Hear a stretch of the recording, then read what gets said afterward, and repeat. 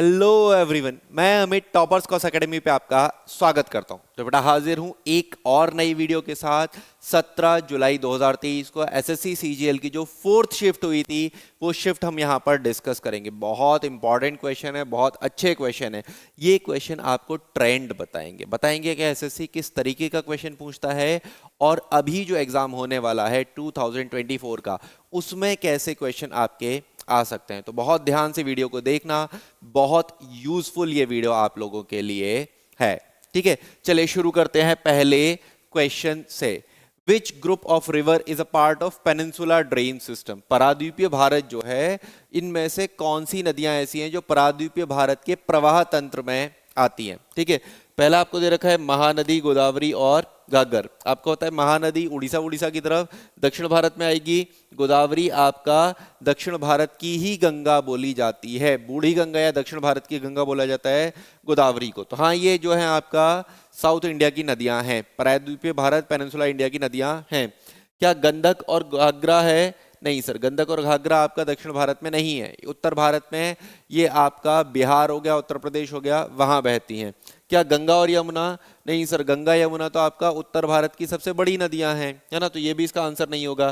दामोदर दक्षिण भारत में है, बंगाल की तरफ बहती है, झारखंड की तरफ बहती है, लेकिन आपका शारदा जो है वो भारत नेपाल का बॉर्डर बनाती है, उत्तराखंड और नेपाल के बीच में ये नदी है। तो ये भी क्या है आपका उत्तर भारत की नदी। तो सही आंसर जो होगा वो क्या होगा? ऑप्शन ए जो है वो सही आंसर इसका होगा।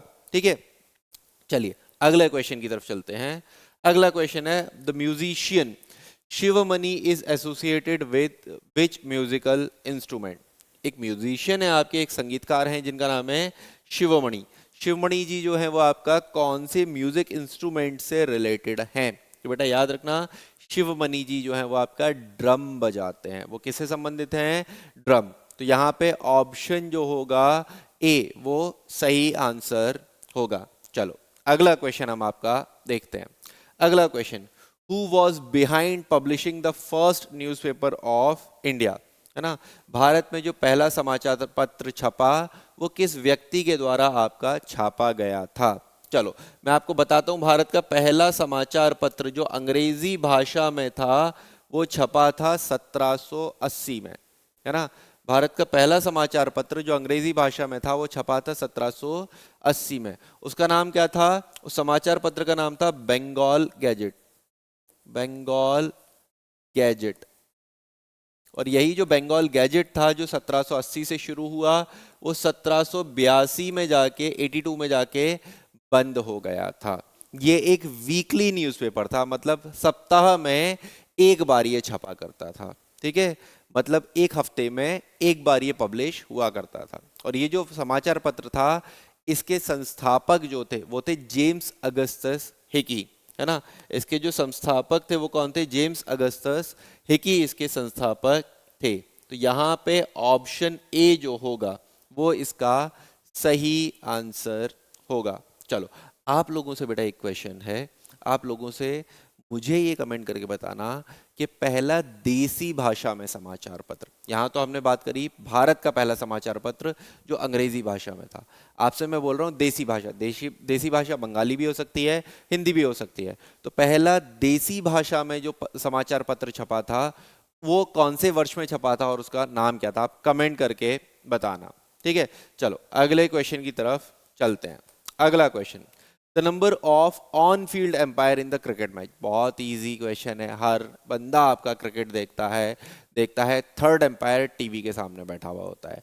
तो जब थर्ड एम्पायर टीवी के सामने बैठा है तो यहाँ पे कितने एम्पायर फील्ड पे होते हैं? Sir 2 empire. एक एम्पायर जो आपका सामने खड़ा हुआ होता है और दूसरा लेग एम्पायर जो हम बोलते हैं। तो आपके ऑन फील्ड एम्पायर का नंबर कितना होता है? आपका 2 होता है, मतलब ऑप्शन डी जो है वो सही आंसर है। अगला question, Nana Sahib a rebel at Kanpur was the son of which of the following Peshwa? ठीक है, थोड़ी सी चीजें समझना। यहाँ पे अंग्रेजों ने क्या किया था? अंग्रेजों ने मराठाओं को हराया 1818 में। 1818 में तीसरा अंगल मराठा युद्ध होगा। तीसरा अंगल मराठा युद्ध, एंग्लो मराठा वॉर के बाद मराठा फेडरेशन, मराठा संगठन को खत्म कर दिया जाएगा। और उस मराठा संगठन में उस समय मराठाओं के जो पेशवा थे वो थे बाजीराव द्वितीय। बाजीराव सेकंड पेशवा थे, यहाँ हरा दिया जाएगा बाजीराव द्वितीय को, बाजीराव पेशवा जो थे सेकंड को उन्हें हरा दिया जाएगा।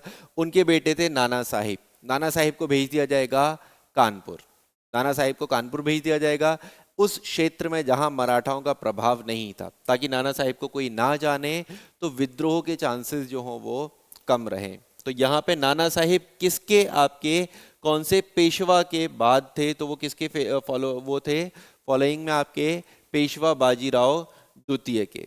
और जब ये कानपुर चले जाएंगे और 1857 की क्रांति होगी, तो 1857 की क्रांति में बाजीराव द्वितीय के पुत्र नाना साहिब उस क्रांति में पार्टिसिपेट करेंगे कानपुर की तरफ से, कानपुर की तरफ से वो 1857 की क्रांति में आपका मार्गदर्शन करेंगे लोगों का। ठीक है, तो इसका जो सही आंसर होगा वो क्या होगा, ऑप्शन सी बाजीराव द्वितीय।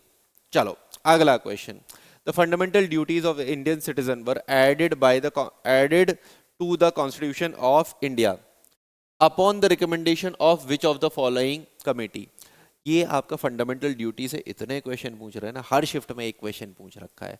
फंडामेंटल ड्यूटी लीगली एनफोर्सेबल हैं या नहीं हैं, कब जोड़े गए, कौन से संवैधानिक संशोधन से जोड़े गए, कौन सी समिति के सुझाव पर जोड़े गए, या मौलिक कर्तव्य फंडामेंटल ड्यूटीज आपसे पूछ ही ले रहा है कि कौन सी मौलिक कर्तव्य कौन से आर्टिकल में आती है। आर्टिकल 51A में भी ABCD करके हैं, है ना, तो वो देख लेना, मैंने एक वीडियो में वो शेयर किया है। यहाँ पे ये जो जोड़े गए थे सरदार स्वर्ण सिंह समिति के सुझाव पर, कब जोड़े गए थे, 42nd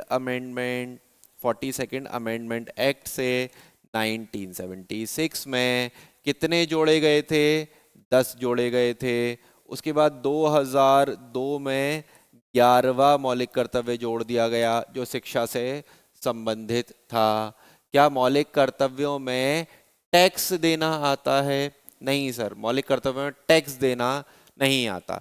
क्या मौलिक कर्तव्यों में वोट देना आता है, नहीं सर, मौलिक कर्तव्यों में वोट देना भी नहीं आता।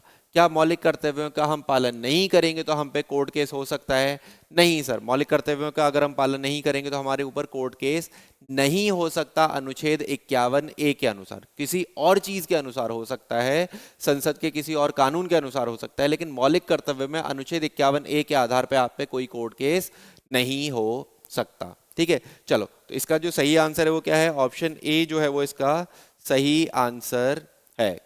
अगला क्वेश्चन देखते हैं, which of the following which discovery did the William Bradford Shockley, John Bradeen and Walter Hauser Brattain jointly received Nobel Prize in Physics in 1956। तो बेटा इन्होंने जो रिसीव किया था ट्रांजिस्टर्स के लिए किया था, डिस्कवरी ऑफ ट्रांजिस्टर इफेक्ट के लिए किया था, ऑप्शन ए जो है वो सही आंसर होगा।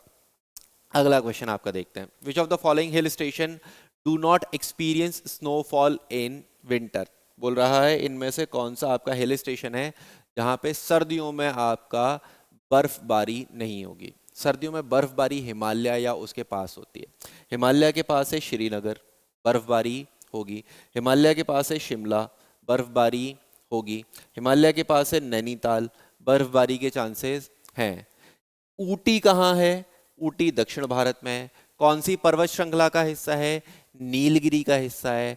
यहाँ पे कोई भी ग्लेशियर होते ही नहीं है, यहाँ पे इतना टेम्परेचर नहीं कम जाता कि बर्फबारी हो, यहाँ पे आपका जो स्नोफॉल है वो नहीं होता। जो सही आंसर होगा वो क्या होगा, ऊटी, ऑप्शन ए। मैंने आपको बताया ऊटी कौन से पर्वत श्रृंखला पर सिचुएटेड है, नीलगिरी पर।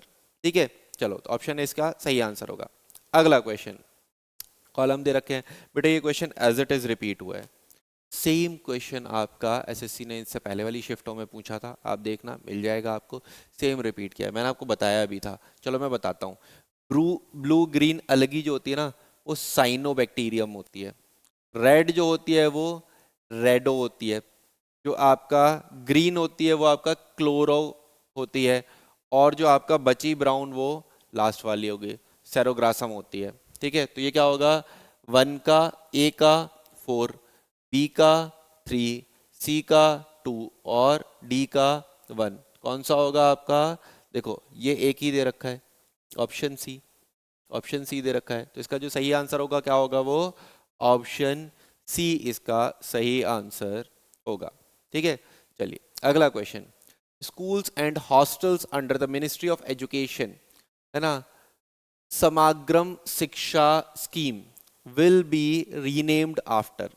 ये समग्रम शिक्षा स्कीम जो है ये किसके नाम पर आपका जो है वो रीनेम कर दी गई। हॉस्टल्स वगैरह थे, ठीक है, स्कूल्स के हॉस्टल्स वगैरह थे, ये आपका नेताजी सुभाष चंद्र बोस जी जो है उनके नाम पर ये चेंज कर दिया गया है। तो ऑप्शन सी जो होगा वो इसका सही आंसर होगा, सुभाष चंद्र बोस। ठीक है, अगला क्वेश्चन।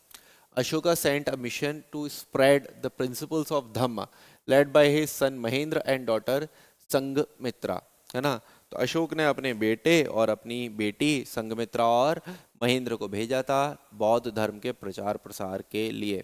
ठीक है, अशोका के बारे में कुछ चीजें बताता हूँ। अशोक का जो राज तिलक हुआ था वो हुआ था 269 बीसी में।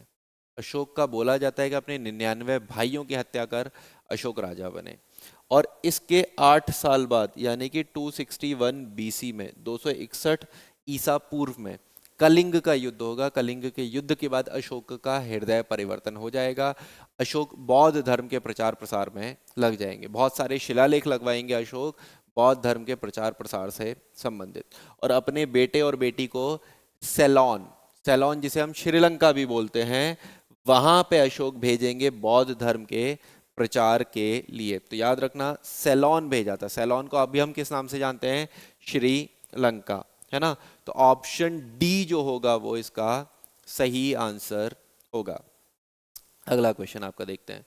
विच of the following statement are correct regarding to centre state relation pertaining to the 3 list of constitution. Indian constitution में जो 3 लिस्ट दे रखी हैं, 3 लिस्ट कौन सी हैं आपका, स्टेट लिस्ट, यूनियन लिस्ट और आपका कंकरेंट लिस्ट, है ना। केंद्र सूची, राज्य सूची और समृद्धि सूची, उनसे संबंधित ये यहाँ पे आपसे सवाल पूछ रहा है।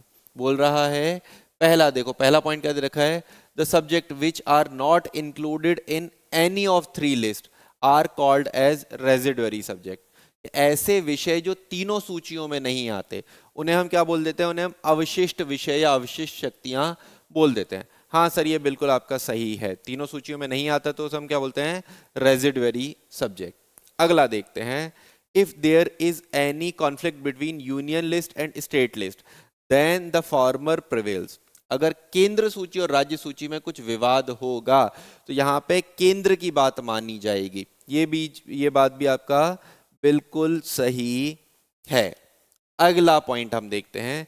When the parliament enact a law on request of the 2 or more state then that law made by the parliament on the state list is applicable to all state. अगर 2 या 2 से अधिक राज्य मिलकर आपका डिमांड करते हैं पार्लियामेंट से कि आप कुछ कानून बना दीजिए राज्य सूची पर, तो वो जो कानून बनेगा वो सभी राज्यों के लिए एप्लीकेबल होगा। नहीं बेटा, ये चीज गलत है, वो सभी राज्यों के लिए एप्लीकेबल नहीं होगा, वो केवल उन राज्यों के लिए एप्लीकेबल होगा जिन्होंने अपील की थी, जिन्होंने आवेदन आपका किया था। तो थर्ड वाला पॉइंट जो है वो गलत है। तो कौन कौन से सही हैं, ए और बी ठीक है, तो मतलब ऑप्शन सी जो है वो इसका सही आंसर होगा। ठीक है, अगला क्वेश्चन आपका देखते हैं। BSFI stand for Banking, Financial Service and Dash in India. It is a broader term for the industries that offer financial product. बोल रहा है BSFI जो है वो किसके लिए स्टैंड होता है बेटा, banking and financial service and insurance के लिए होता है। ठीक है, तो यहाँ पे जो आपका थर्ड टर्म है, मतलब जो है वो आपका क्या है, इंश्योरेंस है आपका। अच्छा, ये यहाँ पे हिंदी वाला वो गलत हो गया है ना, कई बार फॉन्ट जो होते हैं वो चेंज हो जाते हैं, कई फॉन्ट इस पे वर्क नहीं करते हैं, इस वजह से हिंदी वाला पोर्शन आपको गलत दिख रहा होगा। ठीक है, इसका सही आंसर क्या है आपका, ऑप्शन सी, इंश्योरेंस, बीमा जिसे हम हिंदी में बोलते हैं। ठीक है, अगला क्वेश्चन आपका बोल रहा है कि आपका चाइल्ड सेक्स रेशियो जो है ना, लिंग अनुपात जो है, बाल लिंग अनुपात, छोटे बच्चों का जो लिंग अनुपात है 5 साल से कम वालों का, वो भारत में 2011 की जनगणना के अनुसार कितना है। मतलब अगर बोला जाए कि 1000 पुरुष हैं तो 1000 पुरुषों पे कितनी महिलाएं आपका हैं, तो बेटा आंसर होगा 914। 1914, सॉरी 1900 नहीं, 914 महिलाएं हैं 1000 पुरुषों पे। तो आपका लिंग अनुपात जो है वो कंपैरेटिव काफी कम है। तो ऑप्शन सी जो होगा वो इसका सही आंसर होगा। अगला क्वेश्चन देखते हैं। What help making the acidic food alkaline that is coming from the stomach. हमें पता है कि स्टमक में कौन से आपके जूसेस निकलते हैं जो आपका एसिडिक फूड को अल्कलाइन में चेंज कर देते हैं।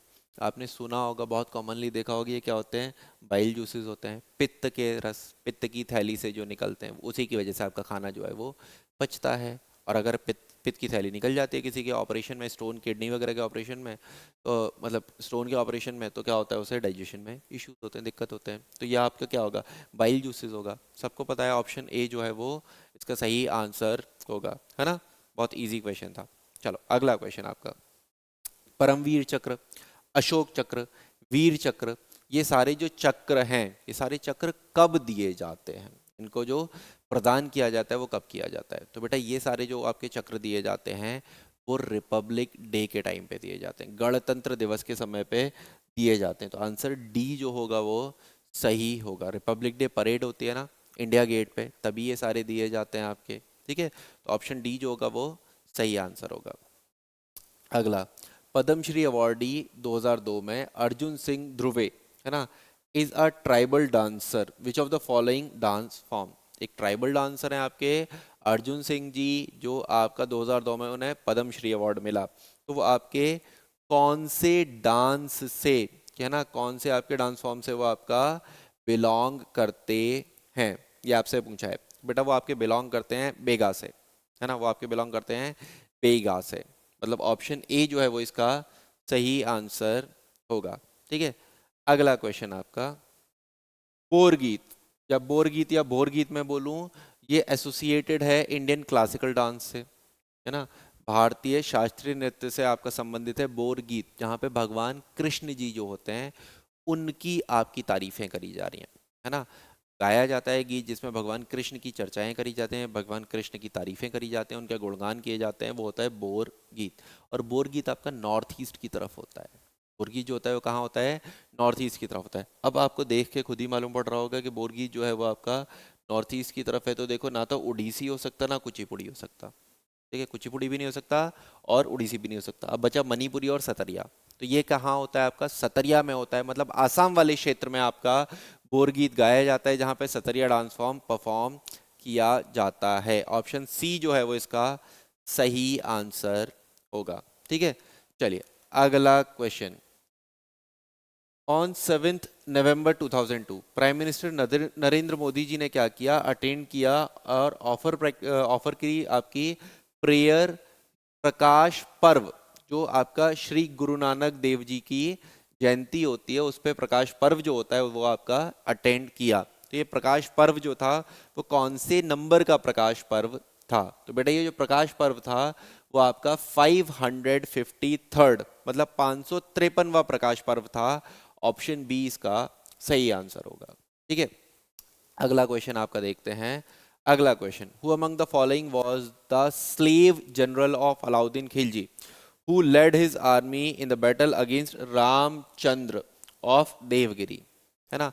या फिर मैं डायरेक्ट बोलूं कि आपके अलाउद्दीन खिलजी का कौन सा सेनापति था जिसने अलाउद्दीन खिलजी के लिए दक्षिण भारत जीता, पूरा साउथ इंडिया, पेनिनसुला इंडिया जीता? तो कौन था? मलिक काफूर। अलाउद्दीन खिलजी का सबसे वफादार, सबसे ताकतवर जो स्लेव था, जो आर्मी कमांडर भी था, वो कौन था?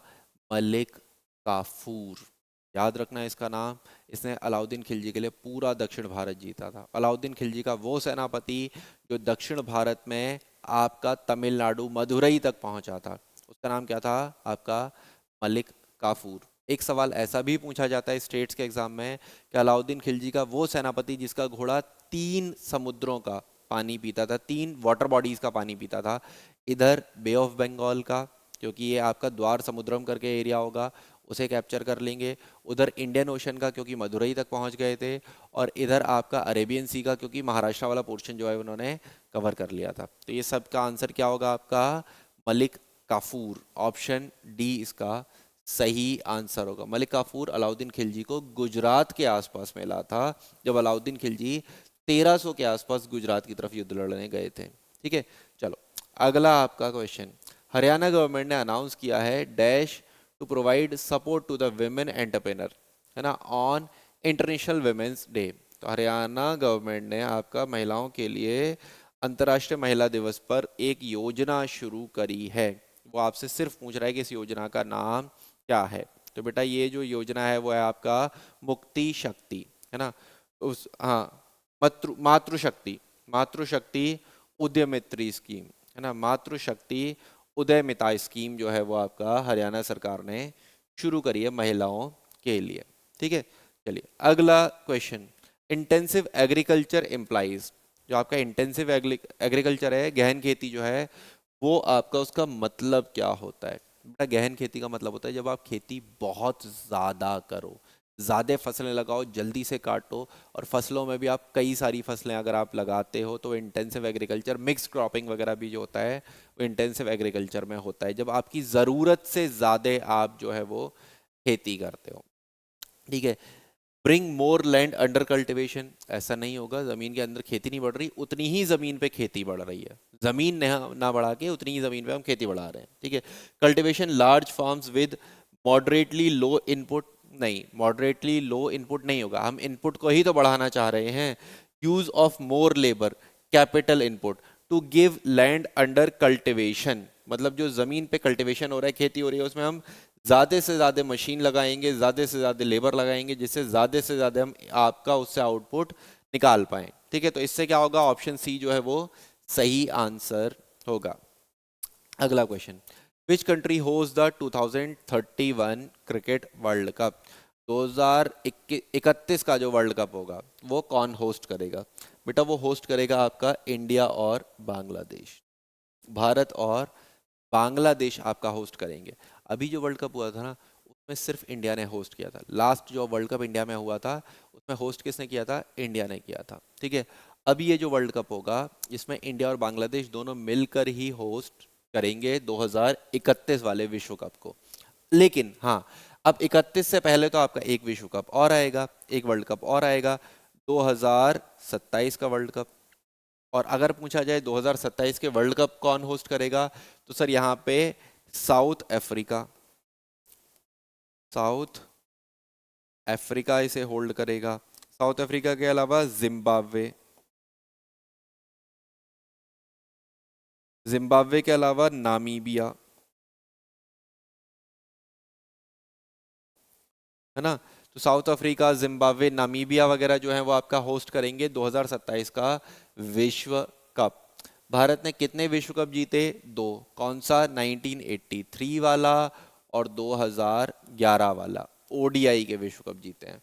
दो विश्व कप जीते हैं T20 के, 2007 वाला और आपका 2024 वाला विश्व कप जो है वो आपका T20 का जो जीता है भारत ने। तो दो आपके ओडीआई के वनडे इंटरनेशनल के, दो आपके किसके, दो T20 के जीते हैं।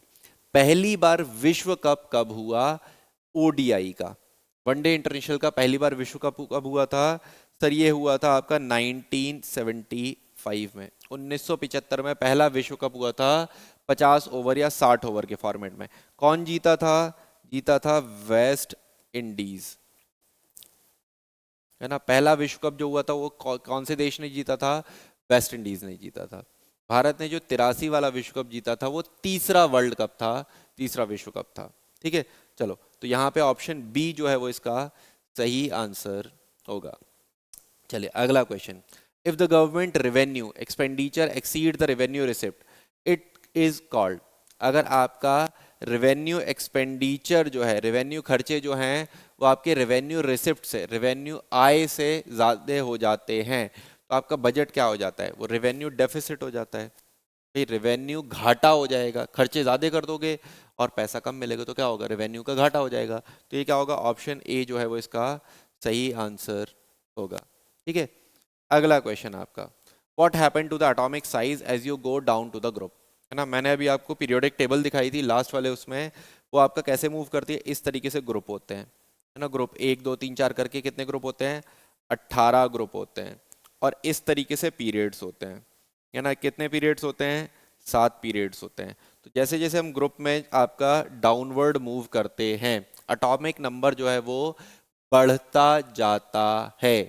ठीक है, तो आपसे पूछ रहा है कि एटॉमिक साइज या एटॉमिक नंबर जो है जैसे हम ग्रुप में डाउनवर्ड मूव करेंगे तो क्या होगा? सर बढ़ता जाएगा। आसान है, ऑप्शन डी सही आंसर होगा इसका, है ना, इंक्रीज होता जाएगा। ठीक है, चलिए, तो इस शिफ्ट में इतने ही क्वेश्चन थे बेटा। जितने क्वेश्चन आपके सही हुए हैं, अटेम्प्ट जो किए हैं, आप कमेंट करके जाओ। अगर आपको वीडियो पसंद आ रहा है, आपको फ़ायदा हो रहा है, तो बिना लाइक किए मत जाना, और चैनल पर पहली बार आए हो तो चैनल को सब्सक्राइब किए बिना मत जाना। मिलते हैं आपसे नेक्स्ट वीडियो में।